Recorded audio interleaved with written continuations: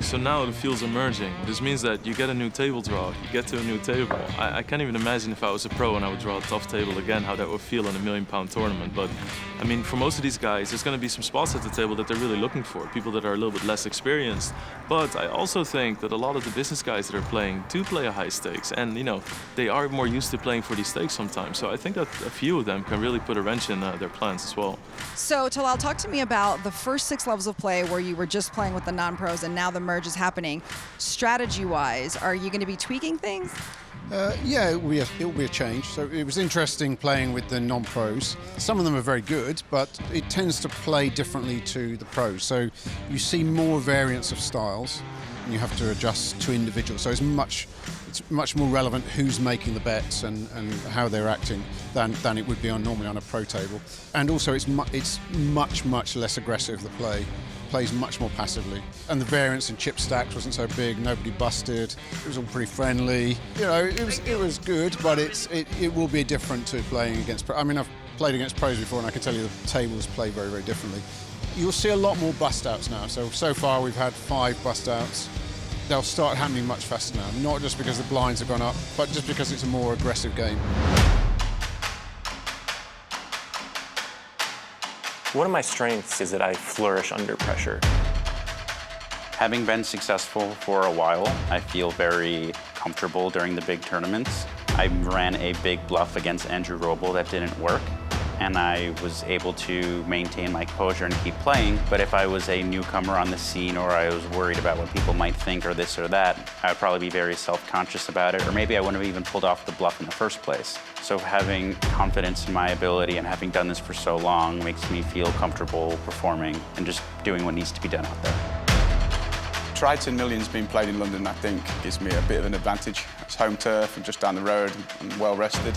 And, you know, if I make the final table, I can get some fans down here, build up a bit of support, and it's always nice to have your loved ones behind you. Level 7 now begins with 49 players in the hunt for that £19 million first prize.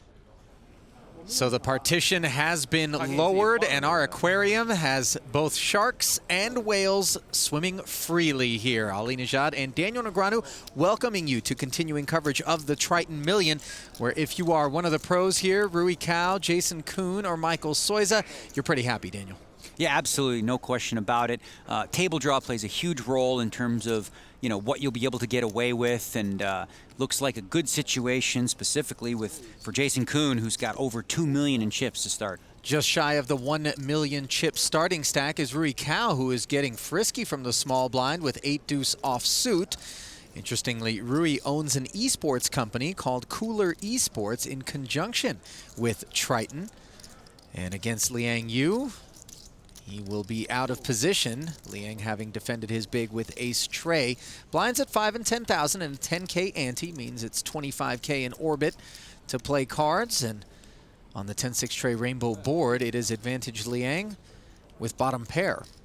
Well, Rui just going for it here. You know, in the small blind, this is a spot where you could fold. There are antes out there, so he decides to, you know, put the pedal to the metal. It's not going to work, as you see Liang Yu saying, I got a pair, I'm ready, let's go. Enough of that. Riff-raff, 8 deuce offsuit. So not a good start for Rui Cao there with 8 deuce off. First pot in the mixed field going to a non-pro. And looking at our other featured table, how do you feel like this one stacks up against the other one, Daniel? Well, you know, they're pretty comparable. You've got, of course, Nick Petrangelo, Igor Kurganov, Danny Tang coming from the pro side. So it's a good mix. I think most players will be happy about the situation. Doesn't look like we have quite a table of death on either side. So we'll see how it plays out. Well, so far, it's limps from both Big Al and Igor. King Jack and King 5 suited, respectively. And Pantling wags his finger at all that noise with a 7-8 offsuit from the small blind. Makes it 30 to go. Not really going to be folding anything out, though. This is a really strange play here from Pantling to make a very small raise with a pretty weak holding where you know you're bloating the pot out of position against you know, some tough competition here. So not sure that I love this play, but hey, Pantling has his own way of approaching things that seem to work for him. So we'll see how he proceeds after this flop. He's going to lead out. He has built a stack of 1.4 million plus Looks like he's going to get it through. No player flopped anything. You know, Kurganov does have a couple back doors, straight and flush draws, could catch a king, but totally missed on this flop for the most part. So it looks like Pantling's play should do the trick. Never mind that. Igor says no way. Update. Yeah, this is great. So keep Kurganov picking up on Pantling's tendencies. Notice at the other table, Pantling wasn't getting as much pushback, but he will now.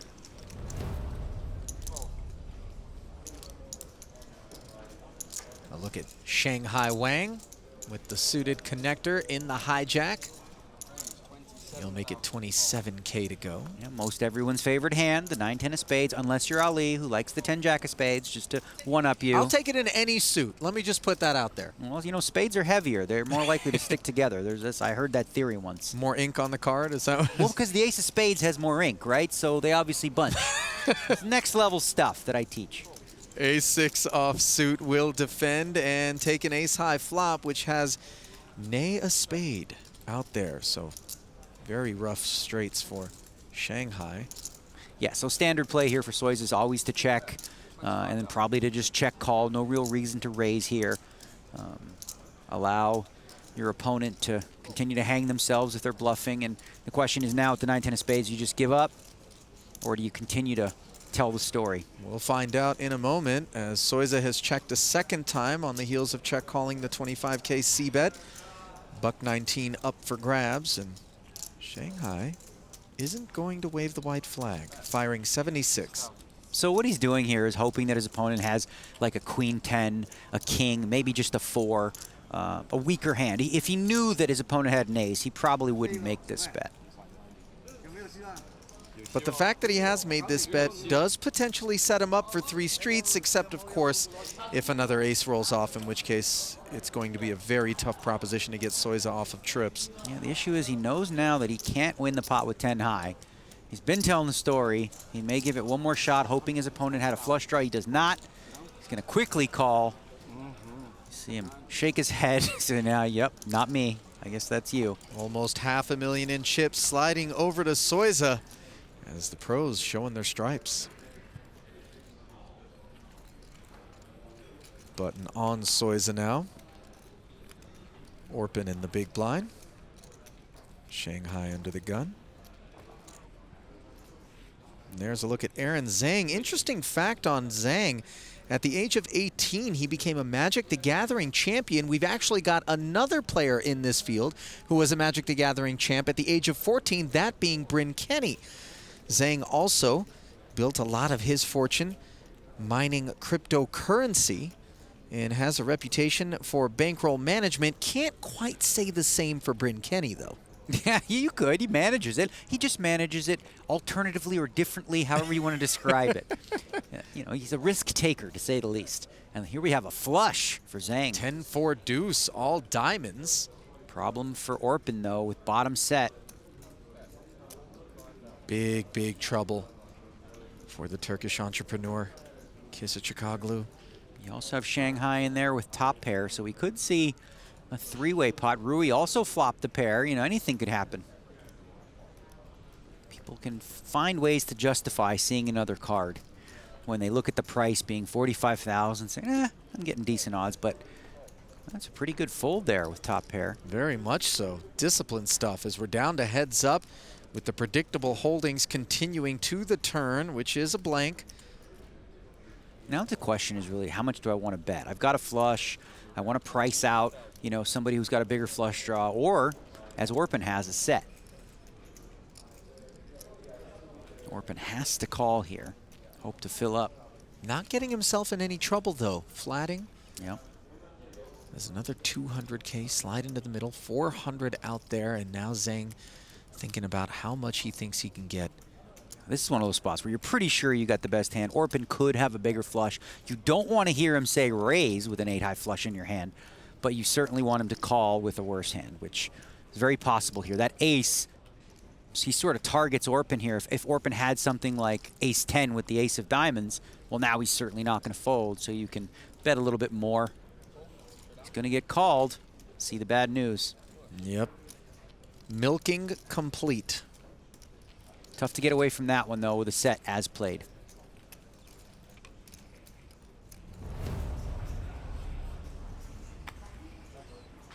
Now we get a look at Benjamin Wu, who has pocket eights and is making it 25,000 to go.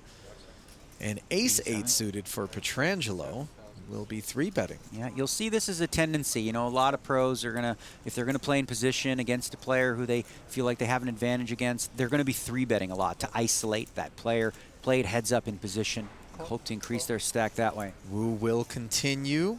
Yep. King 6-5, 1 overcard to the eights, and the nut flush draw for Pietrangelo, who has control in position and c-bets.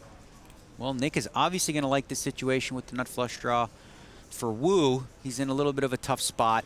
You know, it's Nick could have ace-king, he could have nothing. It's hard. Oh, wait a minute. Boom. He's like, I don't care what you got. Case 8 from outer space on the turn, giving Wu a set, and he checks for Pietrangelo a check back. Oh, smart to check back there, absolutely. And he's made the flush on the river. Oh, my. If he bet that turn, he probably would have heard from Wu and maybe would have been forced to fold. But because he checked back, now he's been able to make that flush, and he's going to get a raise in here and possibly get called and win himself a big pot. And for Benjamin Wu, will it be more difficult to give Pietrangelo credit for the spades, given that he checked back the turn, or fairly standard? Yeah, I mean, he did 3-bet, so what type of hands would 3-bet? You know, obviously, you know, a suited ace or things like that. But it's just a tough spot anyway. You know, again, we're seeing a set lose to a flush back-to-back now, and he's making the fold here. Whoa. That's just incredible. I mean, I'm watching some really great poker from both sides, the pros and the non-pros. Fantastic. And a look now at your 2017 Super High Roller Bowl champion, Christoph Vogelsang, over $20 million in live tournament earnings, second only to Fedor Holz on the all-time German list. He is behind, though, with ace-9 on this queen-9 deuce flop against Paul Pua's tens, and TBD what Eibinger's got buried in there, as Paul will c-bet 30,000. And Paul is on the nub right now. He's bet 30. He's only got 100 behind. Vogelsang electing to just call. Wouldn't have been surprised to see him just raise and get it in there. Deuce pairs on the turn. Second check out of Vogel. I mean, if you're Paul now, you just got to say, listen, if you got me, you got me. I'm going all in. You got a queen. On to the next one. And that is exactly what Paul has done, shipping in his remaining 104,000. Yeah, flings it in there. Didn't love it. But he's got 5 outs. Ace or a 9 Vogelsang needs. And the river is safe. Hanging around. Paul is just, he's been on the nub this whole tournament, it feels like. Ready to rebuy. No rebuys here. Did someone let him know there's no rebuys? One thing that really affects the nature of these high-stakes tournaments is whether or not it's a rebuy tournament. You'll have some of these tournaments where the structure is kind of fast and it has unlimited rebuys, and some of these people will be in, and by some of these people I mean myself too, will be in for 5, 6, sometimes even 7 bullets. It's not like a normal event where the pros get to fire unlimited bullets and kind of outnumber the entries. You can't just have the mindset, oh, well, I can make this call and I can just get back in. You lose your chips, you're out £1 million, you're dead, you're gone, and you're £1 million poor. I think when you only have one chance at the million buy-in, that people are going to be, too afraid to make a mistake, too cautious. No one wants to lose £1 million right away. But really, a lot of the top pros understand that, it's still just poker. You still have to make that crazy bluff or that crazy hero call. That's part of the game. And if you're kind of not playing your A game because you're afraid of busting, then you're not going to do well in the tournament. Love it. Absolutely a freeze-out fan. The idea that you lose your chips and you're out of the tournament, novel concept, and it really, elevates events like this and makes them even more prestigious. Couldn't agree more. Yeah, absolutely. You heard a lot of them talk about bullets that they're firing, and a bullet essentially represents an entry. And when it's unlimited, as they were saying, 5, 6 entries, it's kind of silly poker. Here we've got high-end, tough decisions for your tournament life every time you're in a pot. Well, 6-4 suited for Shanghai Wang under the gun. He's showing that the lack of a rebuy will not make him more bashful. Opening to 21,000. Ricao with the 8-9 suited. Now you've got the big chip stack. Jason Kuhn over 2 million in position with a pretty good holding of ace-queen. Looks like a good spot to go ahead and 3-bet, and that's what he's going to do to 110,000. Talal Shakurchi earlier in the broadcast talking to Marianella did predict that the pros would be even more aggressive than we might expect them to be with the non-pros laced in now. Yeah, certainly with a hand like ace-queen, that's going to be a legitimate raise. And look at Rui Cao. Wow. He flatted the open and now is representing like he was slow playing aces or kings or something like this. But it's a very small 4-bet, only about 135 more to Kuhn in position with ace-queen. But is the fact that it's so small not lending to the notion that he wants Kuhn in there and therefore has a better hand? So you got the issue of, well, you know, it's a small raise, but that must mean he has it. And he lays down the ace-queen. So very tricky from Rui Cao. Wow. Sexy. Which is not the feeling I'm getting from Jungle Man right now, who is down to just 102,000. He does have 2 kings against an 8-6, which was good on the flop, but here on the turn, disaster has struck as the 7 of diamonds, giving Hing Yang Chao the nuts and leaving Kate's drawing dead. Jungle betting 25,000. Oh boy. Chao asking for the rest. You know, even though he's only got 77,000, there's a spot he could get away because the ace is there. Frustrating to do, but this might be a spot where Cates could just hang on to that. No, he says, screw it. I'm going to call and hope it's good. And I hate to break it to that massage therapist, but this one's over. We're going to wrap it up early here, dear. Yeah. I just lost £1 million, so if you stop touching me.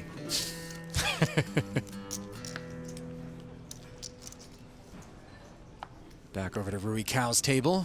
24. Looks like he wants to hold court with a little suited connector up front. Well, it's better than the 8-deuce offsuit. We started the day with him opening from the small blind. At least this hand has some playability post-flop.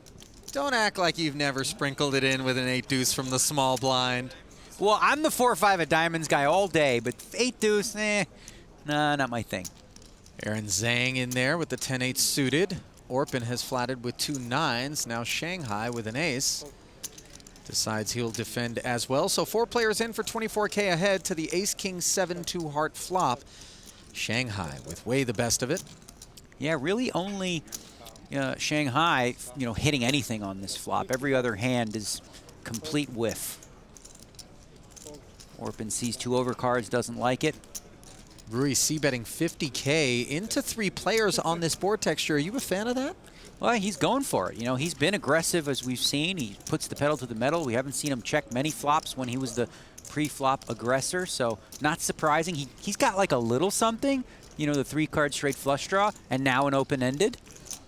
Will he fire again? He's the under-the-gun player, so he's the most likely to have an ace. The big blind's supposed to have a lot more hands.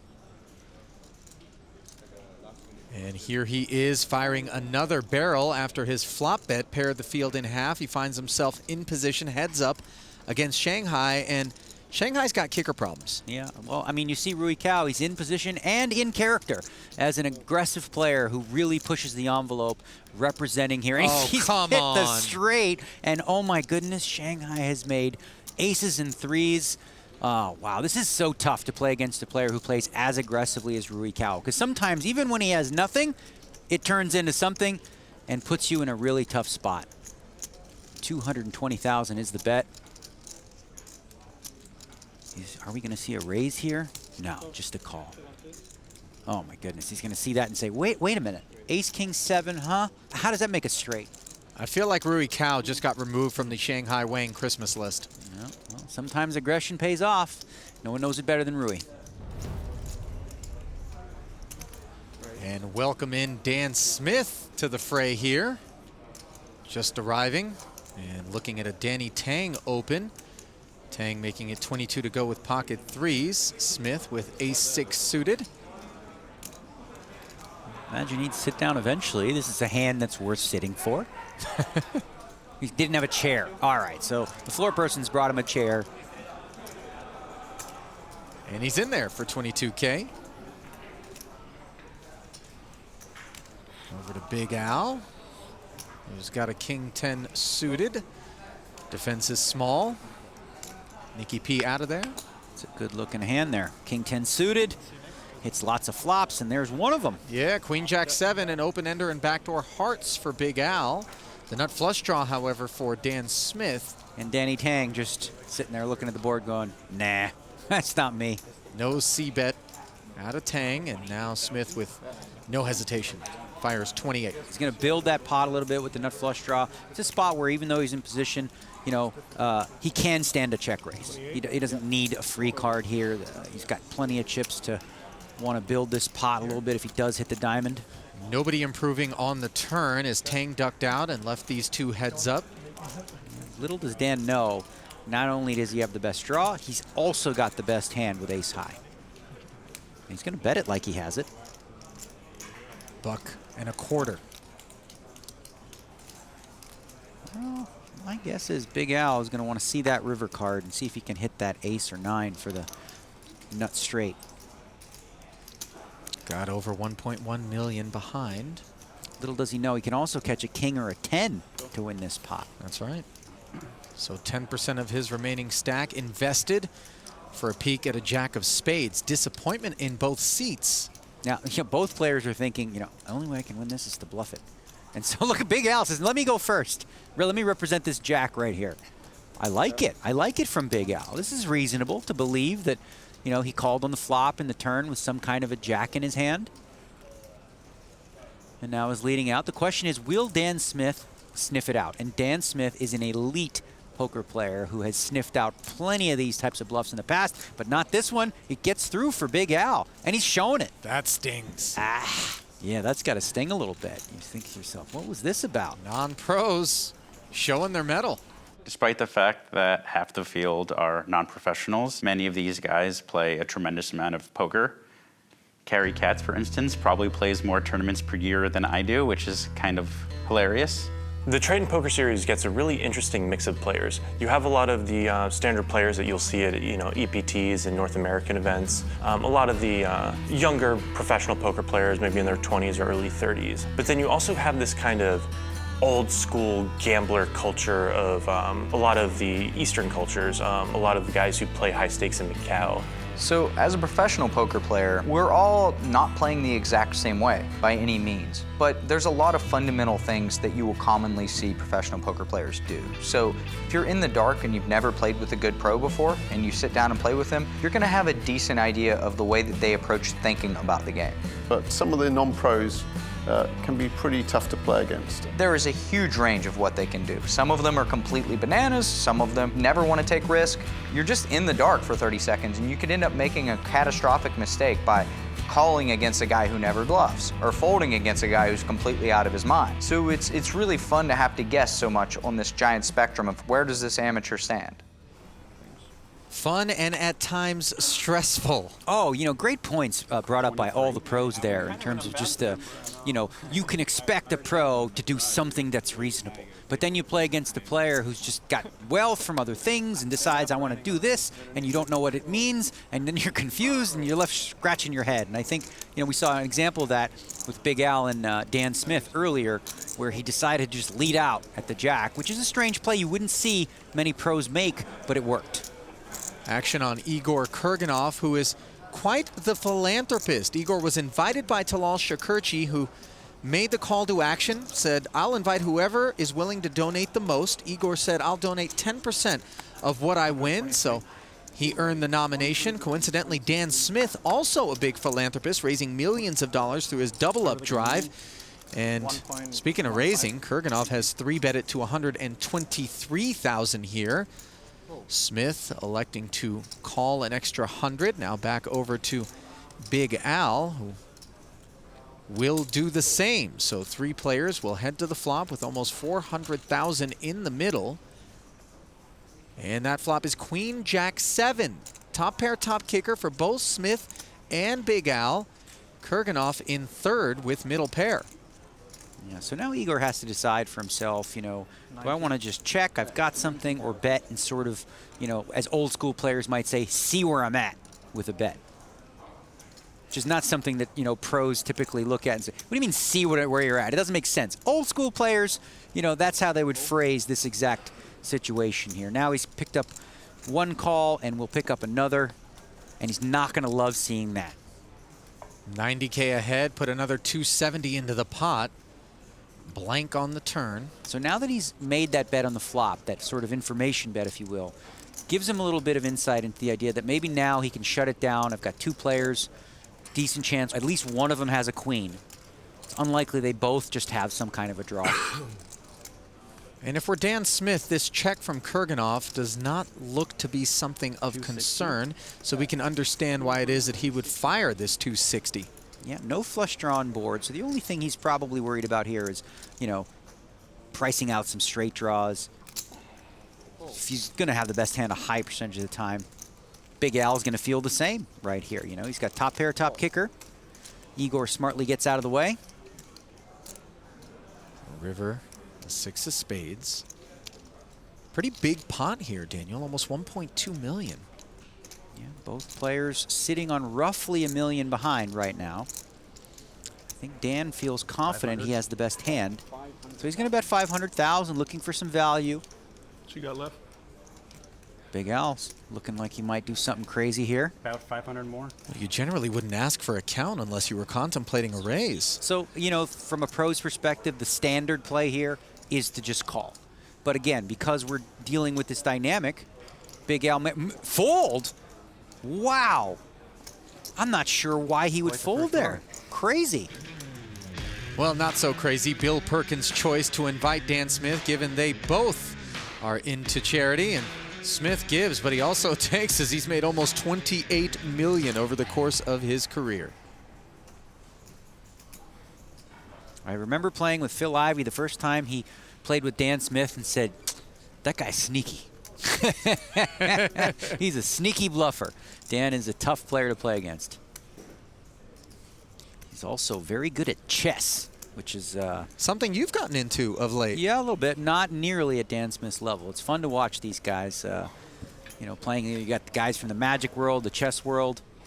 Games players all around. Backgammon, another one that often pops up on the resumes of accomplished tournament professionals, as we see the 8-7-4 flop coming off. Blind versus blind between Smith and Pantling, with Smith probing for 10K. Yeah, both players flopping a gut shot in position. And I'm telling you, Andrew Pantling is just always going to push. And this is a good spot here. I like the raise. You know, he doesn't have to bet the turn, but he's kind of trying to define Dan Smith's range a little bit more clearly with the aggression on the flop. One of those 6s that Smith is hunting, busy in Pantling's hand. And the 5 on the turn gives Pantling the straight. So would you like some tonic with that gin? You know, I wonder if you're in Pantling's spot, if this is a good spot to check back. And then maybe Dan stabs at the river. But that's just not his style right now. Pantling is a guy who likes to get chips in the middle. He's going to fire here with the straight. Now for Dan Smith, I mean, what does he beat? He got raised on the flop. 4-card straight hits. I mean, he does have a 6 still to catch a 9-high straight, but you can't think his 5 is good very often. Like, what would Andrew have here to raise flop and still bet when the straight card comes off? Looks like a 6. Well, Dan's he's gonna look him up here, try to catch, or maybe thinks his 5 is good. Now an ace on the river in a peculiar spot, I felt, for Smith to make the call on the turn. But again, could be a function of just how aggressive Pantling is. Yeah, and that ace on the river, it's really not all that important. You know, it's a question of whether, does Pantling have a 6 or not? And if he doesn't have a 6, you know, Dan Smith may think that his 5 is good. He can beat a hand like 9-10, 9-jack that missed, you know, the straight, which is possible for a guy like Pantling to have. 75. It's going to be a tough spot for Dan to call a bet of that size, and he lets it go. Very meaty overbet. Getting it done as the non-pros are showing that they are here to play. And Aaron Zhang, a non-pro, at the top of the leaderboard here, followed by 4 pros, all of whom have over 2 million in chips. Well, yeah, you know, interesting. You see the little head start that Zhang got playing in the non-pro category, and he's maintained and he's continued to climb with a bunch of pros on his heels. Smith raising to 23,000. Well, yeah, Pantling, man. He is just such a bull, typically. But, you know, here he's just flatting to see a flop. He's got a hand that he likes. Plays pretty well post-flop if you can hit it. which he has not on the 10-8 deuce rainbow board. Can't say the same for Smith, though, who's got top pair and is giving Pantling a little rope, recognizing Andrew's aggressive. That's what you got to do, right? You know that Andrew's going to look at that flop and think that he can represent something. And if you're Dan Smith, sometimes you got to give a little rope in order to get action. You'd expect the standard play is to just call, and that's what Dan Smith does. Another 80 into the middle. 9, giving Smith a gut shot straight draw. Yeah, it's a dangerous card. You know, if you're Smith, sure, you're up against a player who, you know, is very aggressive, but sometimes people that are aggressive also have a hand. So you're not all that crazy excited to face a big turn bet and a big river bet, but you probably have too good of a hand to just fold on the turn. So I would expect once again for Dan to make this call. And Pantling's thinking, okay, listen, I have nothing. I have the absolute worst possible hand. What do I do now? Ace on the river. Is that a hand that Pantling can rep, ace-X? He could, absolutely, for sure. If he gives Dan a hand like he has, or jacks or something along those lines, he might take a stab, but he elects not to. And Dan Smith going to pick up a nice pot.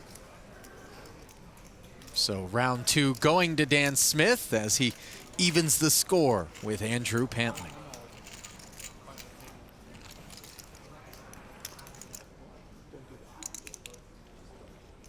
Don't do it jokingly either. Benjamin Wu raising to 27,000. It's a strong hand, ace-queen suited. Now Kurganov in position in the cutoff. With ace-9, he just elects to call and see a flop with it. Of all the patches that Igor Kurganov is wearing with his array of sponsors, how is a shampoo company not on the list? You would think, right? That fabulous mane. Uh-oh. We've got problems here for Wu. Wu's flop, top pair ace kicker, and he's up against a hidden set of 7s from Dan Smith, who called out of the small blind. Zesty, queen 7 deuce, 2-heart flop. It's the dream scenario for Dan Smith. He's up against the kind of hand that can't get away on the flop. Does he do his work here and now? 170,000. Sure seems that way. Yeah, he looks like he wants to get it in now. Hoping his opponent has a hand strong enough that he can't get away, and we see now that Wu does. 125 more for him to call.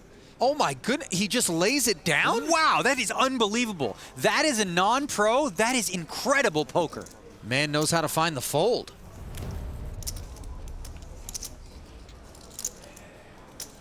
Rui Cao, queen jack suited in the cutoff, more than good enough for an open. To 28,000 we go. Heads up to the jack 5-4 dream flop. Top pair and a flush draw, just a gut shot for Soiza, who defended his big. Yeah, these are fantastic types of combo, draws where you actually have a made hand as well as outs in case you're beat. Soiza with just the gut shot in position. He's going to peel and try to catch that 7 on the turn. Instead, it's the deuce of clubs. Well, that makes him open-ended now. He can catch a 3 or a 7. Rui Cao trying to just build this pot with the best hand and the best draw. Happy to get more chips in there, no doubt. Well, Soiza looks like he might want to get frisky here. No, he just decides to call and try to catch it. He does not. Ace on the end does provide the wheel possibilities. Yeah, that's a really bad card for Rui Cao. He can't like seeing an ace on the river.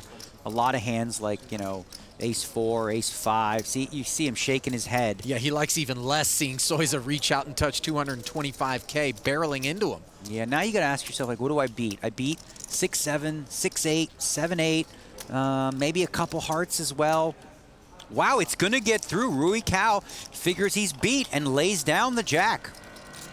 So on one side, you have people that try to play conservative, stay in the tournament. There's also people who really try to position themselves for that first place prize. And a few people come to mind. I think that Bryn Kenny's doing an excellent job. This is kind of what he's known for as well. He's absolutely fearless, calls himself playing street poker. I mean, Dan Smith is one of the people with the biggest heart when it comes to bluffing and running big pots. And we've seen Aaron Zhang from the start put a lot of pressure, actually. He's the first person that just started making re-raises with absolutely nothing. So it's cool for him to see, to kind of maintain that attitude towards the table. Yeah, a lot of different players taking different approaches, all with the same goal in mind. The most prestigious ever.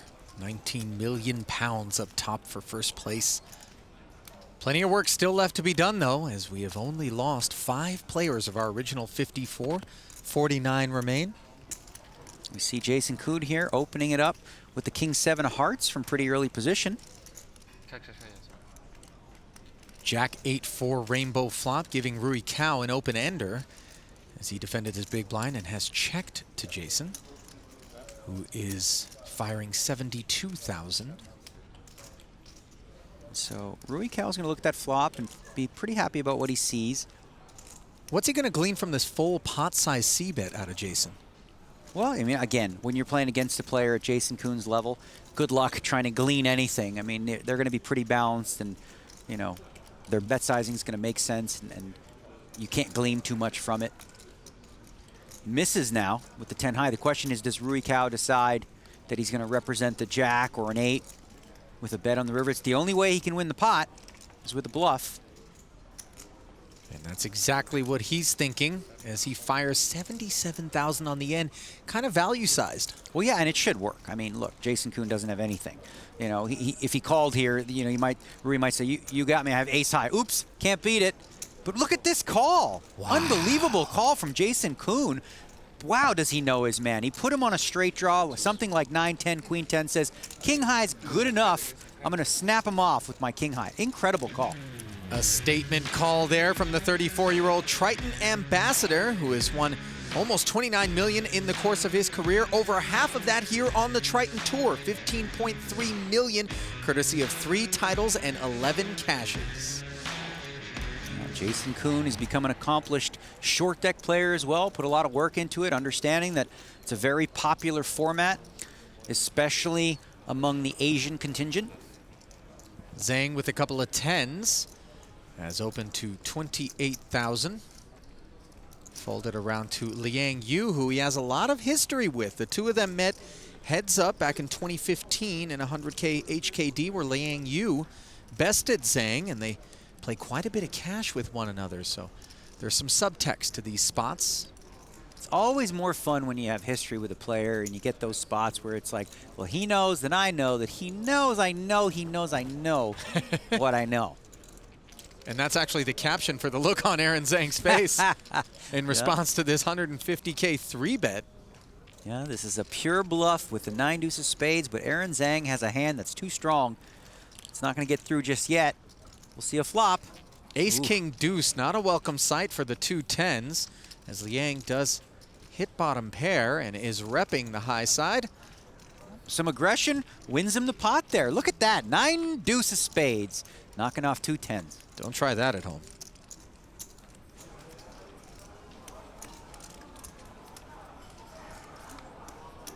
Button is on Rui Cao. Under the gun. Raise. Michael Soiza with a couple of jacks. Raises to 25K. Just north of a min raise. And problems for Vogel. As we understand, his boss is watching the stream, and Vogel called out sick to play today, so he'll have some issues when he shows up for work tomorrow. As if this guy needs a job. But look at Rui Cao here on the button. Very aggressive with the ace-3 of spades, pushing the envelope. This one's not going to get through. Soiza came prepared with a pair of jacks, as did Vogelsang with the 10s. So we'll have 3-way action to this flop. Rui Cao in position, but with way the worst of it so far. Like that's ever stopped him. No, yeah. He's going to push, push, push. Oh, boy. 10-8-8. All the pushing you want will not get through this situation, as Vogel has flopped the full house, downing the jacks. Yeah, so Vogelsang has no interest in betting here. Let these guys catch up. Very unlikely anyone's going to beat him on this hand. Soiza could be in some trouble with the jacks. Rui, pre-flop 3-better. He's going to bet this flop for sure. So this is music to Vogelsang's ears, seeing Soiza interested as well. Good opportunity for Vogelsang to right the ship. Started the hand with under a starting stack.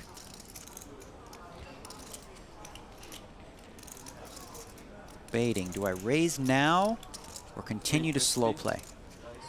Well, it looks like he's going to favor the former over the latter as he makes it 350. Snap fold from Rui, and Soiza's thinking, thanks, pal. Well, now Soiza's going to be in a tough spot because he's thinking to himself, well, what hand with an 8 in it is Vogelsang going to call my raise and then, you know, call the re-raise? Good fold there from Soiza. Wow, recognizing situation. I bet you Vogelsang would like to have that one back and just call on the flop and let those guys catch up a little. Developing situation here. Talal Shakurchi has moved all in for his last 20-some-odd blinds with King-Jack suited. Winford Yu over the top with 2 red 10s. And they'll be heads up to the flop, which is not a good one for Shakurchi, looking for a king or a jack. The 8 is a very bad card, as now he needs a king alone, and instead it's a deuce. And one of the biggest philanthropists in not just poker, but all of Europe exits. So you don't play table 1? Yeah, today went really well. It was a really cool format. We got to play at first with pros, and then we mixed it up and played with the businessmen and the pros, and really cool, a lot of fun. Everyone was like relaxed, even though the buy-in is ridiculous. And yeah, the day went well, I can't complain. And we cap off tonight's coverage with Rob Young paying a visit to the gift shop, and we hope you'll pay us a visit as the Triton Million continues next time.